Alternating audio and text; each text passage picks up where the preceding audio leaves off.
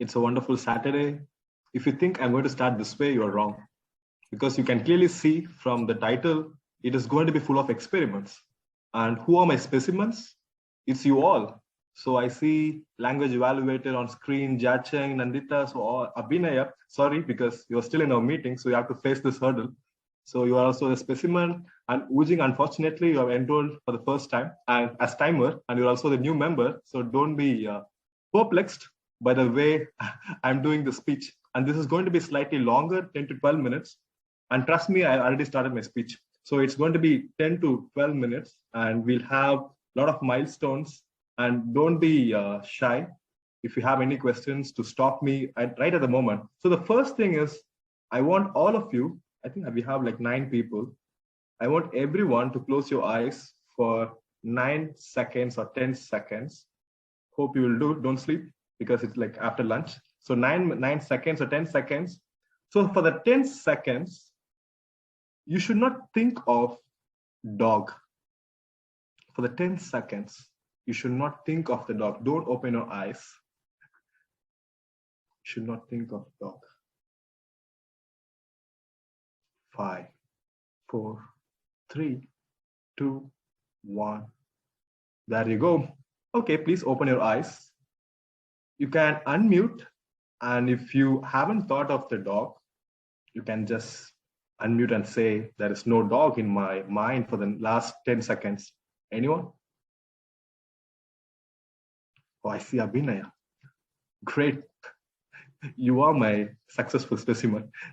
Okay, so Abhinaya says there is no dog, and majority had different kinds of dogs in your mind.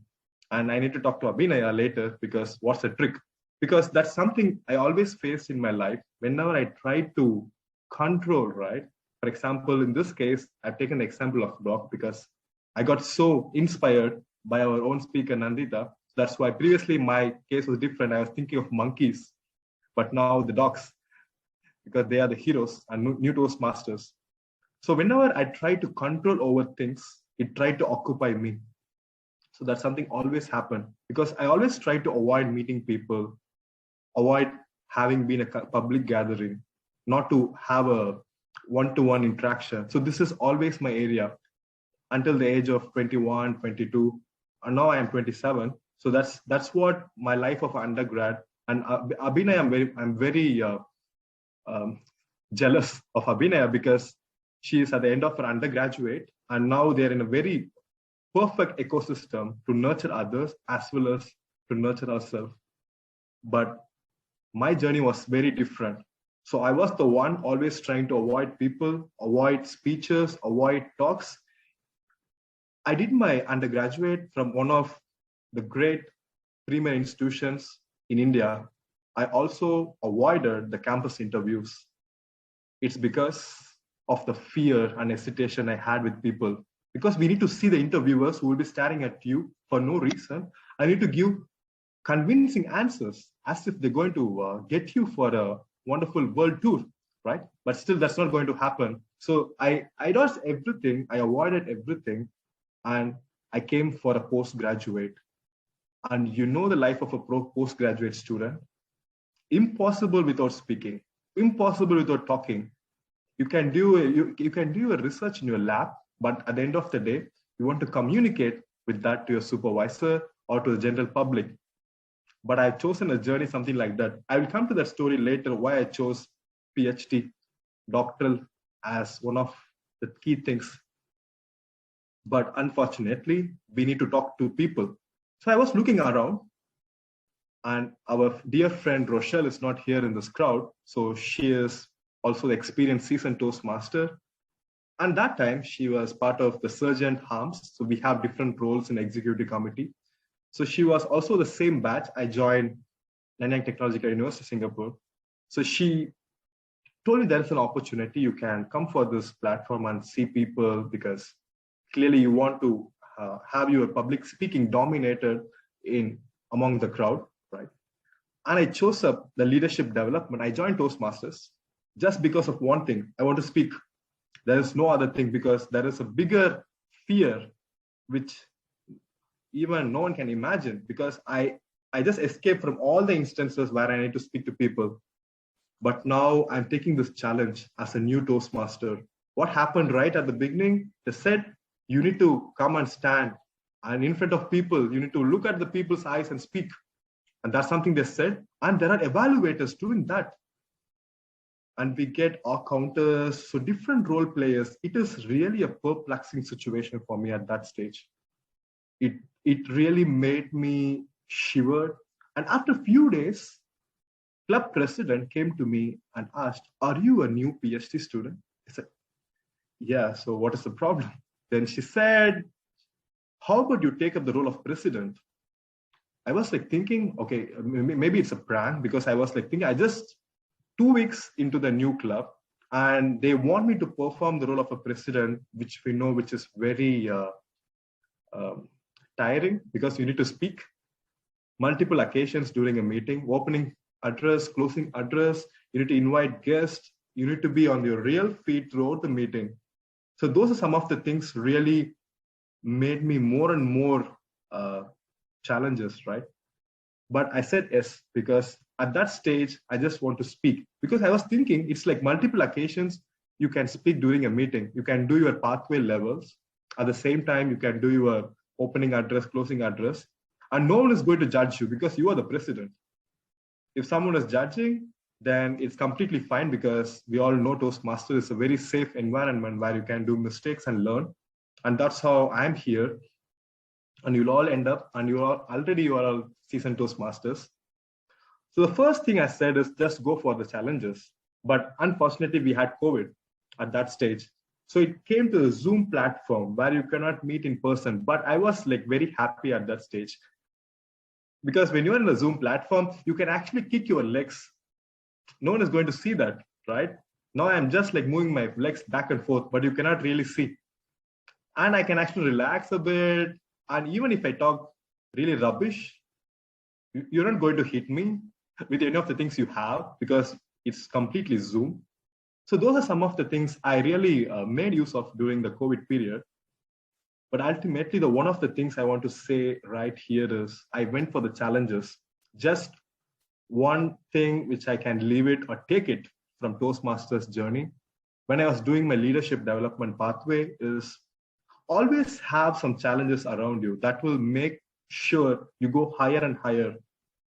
But if you stop it, if you resist it, it's again going to come back after a few years, just like the way it happened for me.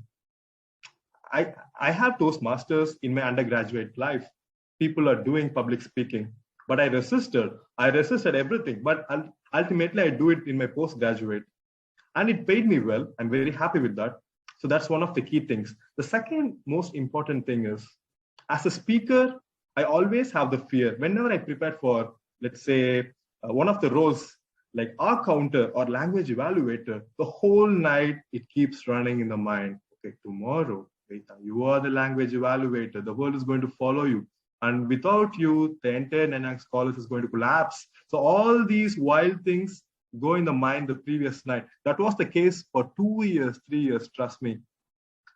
Maybe for the last few weeks or few months, it doesn't happen in my mind, because now we clearly know why I'm here. I'm here because of two things. One, I want to learn public speaking, which is happening continuously. But the most important thing is, if I leave the inner thing of, I need to grab something from this meeting. No, just leave about that. Just be a contributor. Just think yourself, you're going to come here and entertain people, and everyone is going to benefit from your talk. Because I'm just telling you a story which happened in my own life. That's what happened for the last 3-4 years. And now I'm in the end of my PhD. And now how Toastmasters have shaped me overall. Just give me a second to share a screen. I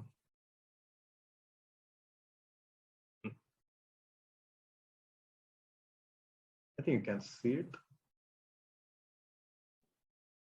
Yes, can see, Vetha. You can still see? Yes. Oh, it's a blank slide. It's a blank screen. Yes. Okay. Thanks, Nandita. Thanks. Okay, so the first thing is I was telling about the president role and everything, right? I was very nervous. I was all the way shaken. But it happened for the 2 years consecutive terms I took up in Nanyang Scholars. I was awarded the Club President of the Year. So this happened at the very right stage, because at that stage, we were in the critical position. We don't have much members. People really want the club to be alive, but there are no members. So we as a team worked, and a lot of people there in today's meeting as well. So this one really happened. But what I said myself is, let me not take anything from the club. I have got everything, whatever I needed. So now it's time to contribute. So I went for each and every meeting, even other Toastmasters clubs, invited people. So this is more like a networking. So this happened because of one specific cognition I told myself, which is be a contributor. So the second thing is, this also helped me academically, being the best teaching assistant for the undergraduate students. So this happened just few weeks back, awarded the best teaching assistant award. This is something I didn't plan when I joined PhD. But why this happened? Because this is a consequence when you put yourself in a lot of challenges and things can just bloom. And you don't even recognize like what's all coming up from. And I don't want to tell you it's because of the challenge we took as a Toastmaster. It's the biggest step in your life. The last thing is, you don't constrain yourself within the stream you are dealing with. It also reaches a stream beyond, because I went for the challenge going for the international convention. So this is a conference where I need to put myself as a young water professional. So they have these fancy names, but ultimately I was given a chance to speak for 5,000 plus audience, and they are all from international platforms from different parts of the world. So this is more like a technical platform, okay? And they said very clearly, this guy, you see a white man at the front, okay? So this guy in the middle, so he is the moderator for the session.